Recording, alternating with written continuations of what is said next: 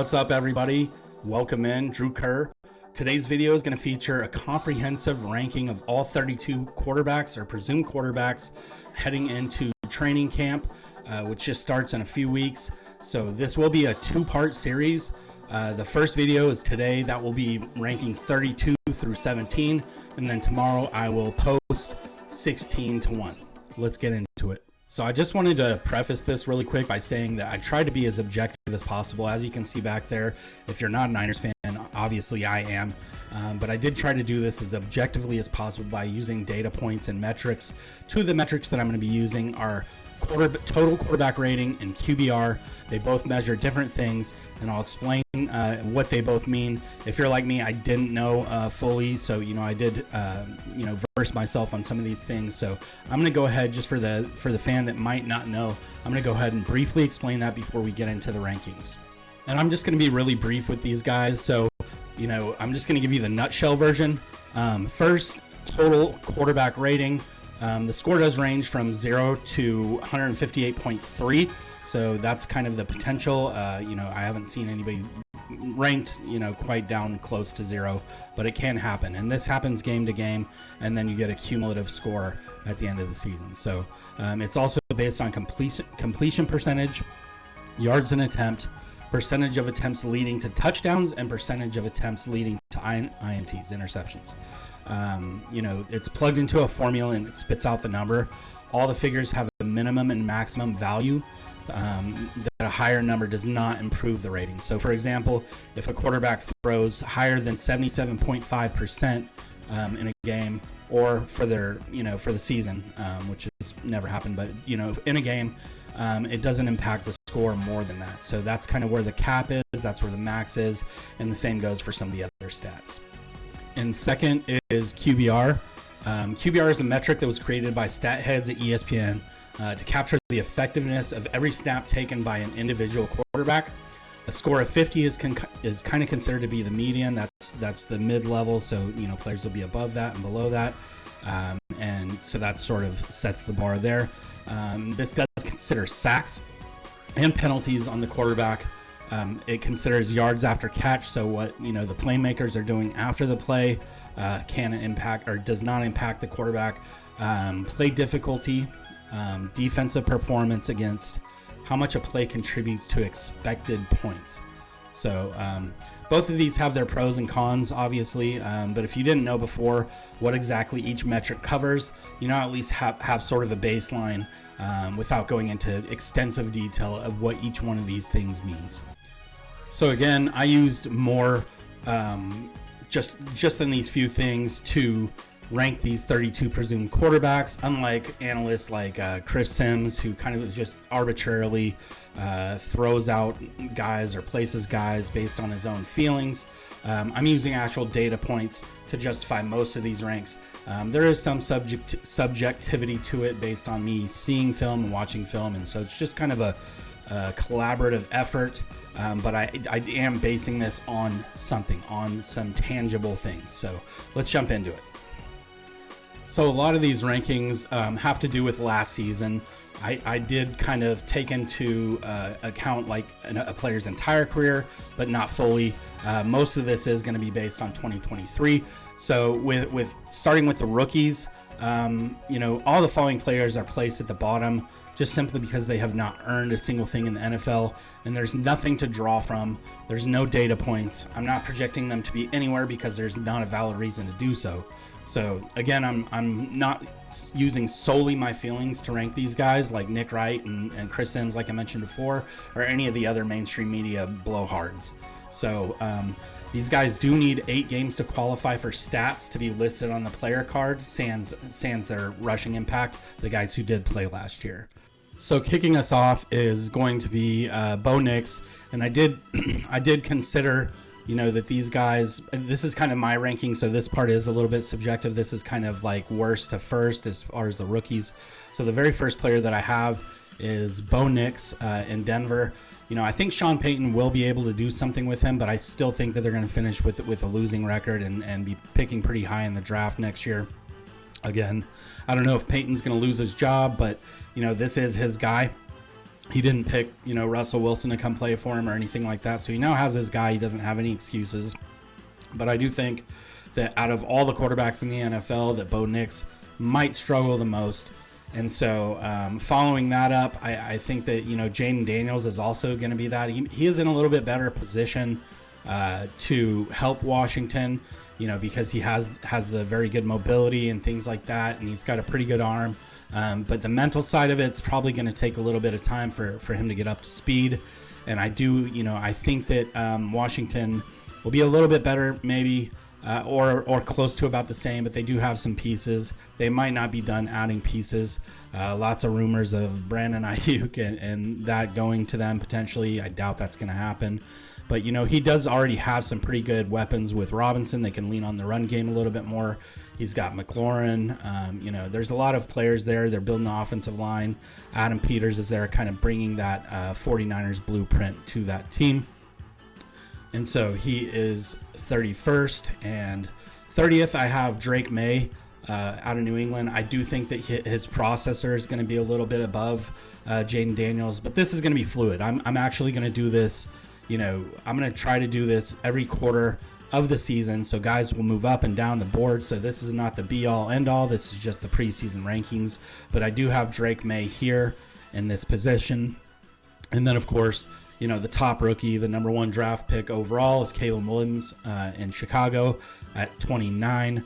I do think that there's a chance. This is a boom or bust pick. This feels very like Jamarcus Russell or Ryan Leaf, very high expectations, but feels a little bit entitled. Feels a little bit like he can just do whatever he wants. He's in Paris right now instead of like at a quarterback summit or anything like that. So I don't really like Caleb Williams' mentality. I don't like the way that he's handling himself off the field already. He's kind of entitled. And so for that, I don't know if he's going to, move up the boards, or if he, if he's the real deal, he can move up the boards. But there's also a chance he can fall all the way back to 32. So for him, there's a lot of gray area, and we won't know until we know. So that's where he's at. And so moving on to number 28, I've got Bryce Young in Carolina. And I think that if you look at kind of the rankings there, this is where we can start getting some data points. He did play 16 games, but he was ranked 32nd in total quarterback rating, 30th in QBR, 20th in yards, and 28th in touchdowns. Interception percentage was pretty high, 18th. Completion percentage very, very low, 27th. Yards an attempt, 25th. And he only had 11 rushing yards. So, I'm sorry, I think I was looking at something different. So, actually, 253 yards. So, yeah, he was able to get out of the pocket and run and do some things with his feet.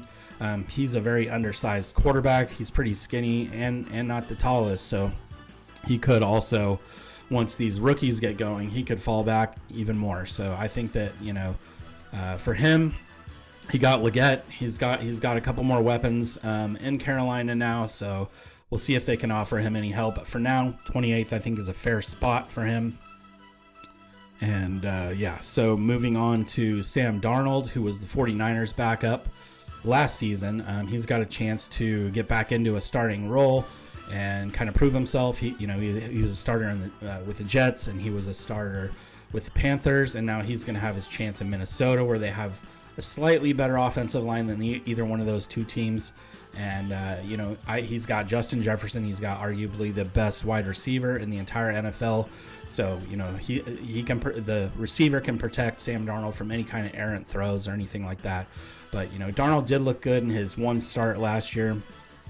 And, I didn't have any stats for him there outside of his 15 rushing yards in that last game of the season, where he started in place of Brock Purdy, so Purdy could get rest. So Sam Darnold there.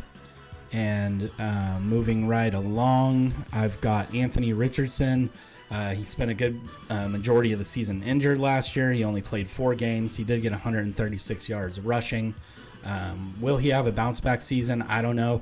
A big part of his game at Florida was rushing. He only ever threw for 2,500 yards when he was there. So, I think that he's got his work cut out. Indy has a decent team, but I think that they're going to go as far as he takes them. And I'm not really sure what he's going to be in the NFL. He could be, I think that he could be. I don't think he's ever going to be an Andrew Luck, but he could be, maybe like a Dante Culpepper. He's got a pretty good arm. I don't know if that's a good comparison. Maybe it's not, but we'll see. We'll see how that unfolds for him. And then there's in this last tier here. This is the bottom tier, which I consider below average or not enough data. Most of these guys don't have enough data, but guys like, Bryce Young, obviously, a little below average. So there's that. Moving on down the list to Daniel Jones, who comes in at 25. That is, I think that's a fair ranking for him. Again, another player that only played 6 games, so no data there. Got to play 8 games for me to put some data on the chart. And, he did have 206 yards rushing in those 6 games. Didn't have a whole lot of help, a lot of weapons around him. Barkley was in and out per usual. And so, I think that's a fair ranking for Daniel Jones. And that completes the tier 4. I've got this broken up in 4 tiers. And so below average or not enough data are these guys. All right, and so moving right on to 24. Coming in at 24, Aiden O'Connell. He did play 10 games, so we did have enough data here to put some numbers in. Quarterback rating, total quarterback rating, he was 25th. QBR 26th, yards 27th, touchdowns 26th, interception percentage 18th, completion percentage 27th, and yards an attempt 25th. He only had 11 yards rushing. I did like what I saw on film a little bit from Aiden O'Connell, so I think that he's got a chance to earn that starting position. It's obviously going to be between him and Gardner Minshew, Mullet Minshew, so that'll be an interesting quarterback battle. But I think right now they have Aiden O'Connell slotted to be the starter, so that's what I'm rolling with. I wouldn't be surprised to see both these quarterbacks at some point in the season at any given time. So there's that. And so, moving right along to Geno Smith. I wasn't really, impressed with his film, especially coming off the season that he had the year before. He definitely dropped off quite a bit. So this is a guy that I think you could look at and maybe say he could go up in rankings, and kind of just looking at the numbers across the board there. They're all kind of middle of the pack, some of them a little bit lower, so he definitely could have been closer to the top of the middle of the pack. But I think I'm going to start him a little bit lower because the film looked bad. And so the numbers are 17th in total QB rating, 15th in QBR, 16th in yards, 17th in touchdowns, 11th in interception percentage, 18th in completion percentage, 11th in yards an attempt, and 155 rushing yards. So, I think this is definitely a guy that's going to potentially be arrow up. And moving right along to Will Levis. Will Levis played 9 games. He is coming in at 22. So, Will Levis, 24th in rating, 31st in QBR. So he could have been a little bit lower. He's actually lower than Bryce Young. But I also don't think that he was surrounded by the guys he's going to be surrounded with this season. He's definitely going to have a better receiving running back in Pollard. And then he's got Ridley, he's got Hopkins, he's got the Burks. He's got a lot of guys that he can throw the ball to now. And I think the Titans are going to be a little bit tougher this season for teams to have to defend. I don't think that they're going to win the division. I think that's obviously going to be Houston. But his numbers definitely, if you're looking at him there, not the greatest, but this is also anticipating what he could do with the weapons that he now will have. And so I expect him to go up. So I think this is a fair spot to start him because I don't think he's going to go backwards. I don't think he's going to regress. And, he's been looking really good in training camp. And I think that's a fair assessment there. All right, so moving on to Trevor Lawrence here coming in at 21. He is... I think that he's going to probably be arrow up, but I'm not sure. He just got that massive contract.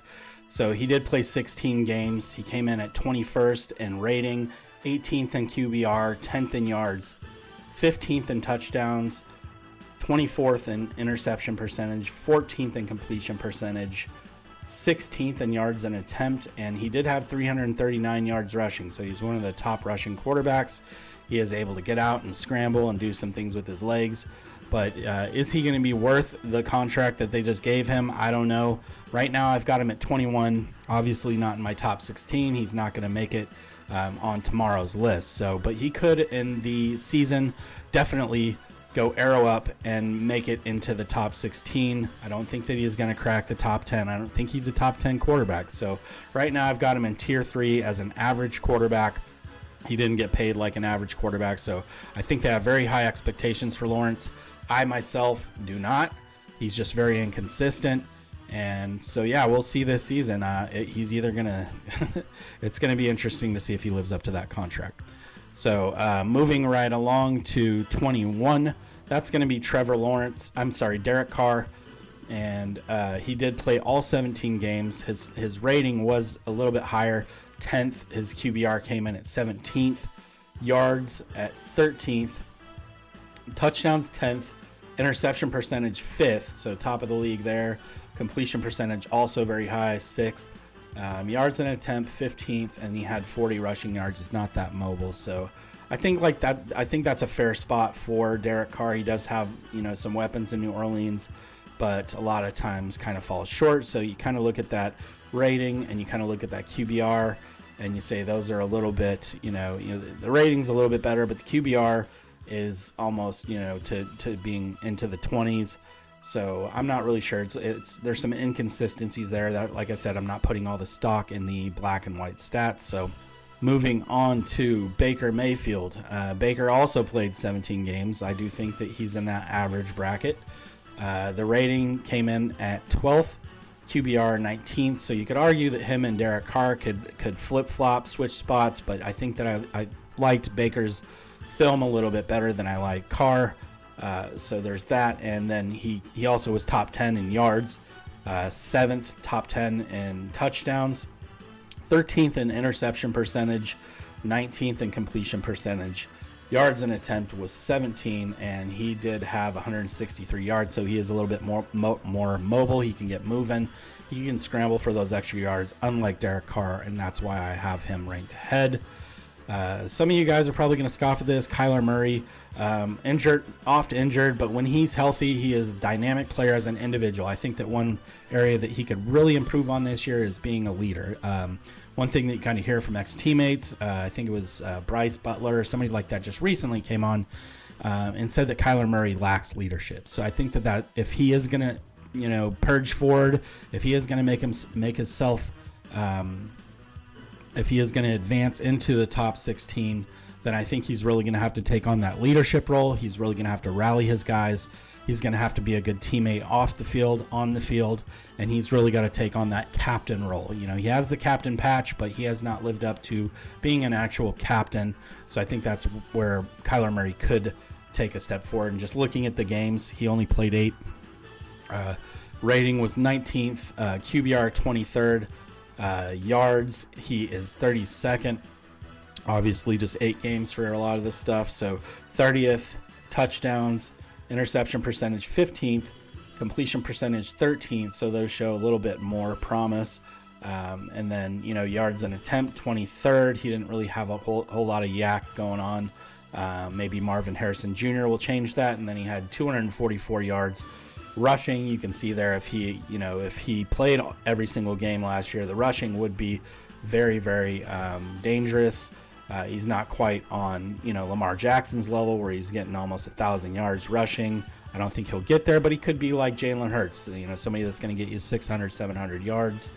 And that's a good segue into our last guy of the day in today's video. Tomorrow, like I said, we'll pick it back up with 16 through 1. But the guy who leads it or ends with today is Jalen Hurts. I think he struggled quite a bit after that 49ers game last year. And this isn't me just being a homer. Everybody saw it. All the analysts were talking about it. And it was almost like they broke him. They gave everybody the blueprint on how to defend him. If you collapse the pocket and keep him in the pocket, then him trying to play quarterback, solely quarterback, was an issue. So he did play all 17 games. The rating was 20th. the QBR was 12th. So big disparity there, 8 slots in difference between the rating and the QBR, and this is why I, brought both to the table. 14th in yards, 14th in touchdowns, so kind of middle of the pack there. 27th in interception percentage, so attempts to interceptions, 27th, and then completion percentage 15th. Yards an attempt was 13th, and he did have 605 yards rushing. So that rounds it out. That is the average tier 3, spots 25 through 18. I'm sorry, spots 24 through 17. And we will end with that. All right, guys, that's it for part 1. Tomorrow will be part 2. That's going to be the top 16. Tune in to find out who's number 1. Please like and subscribe on your way out, and we'll see you in the next video. Take care of yourself.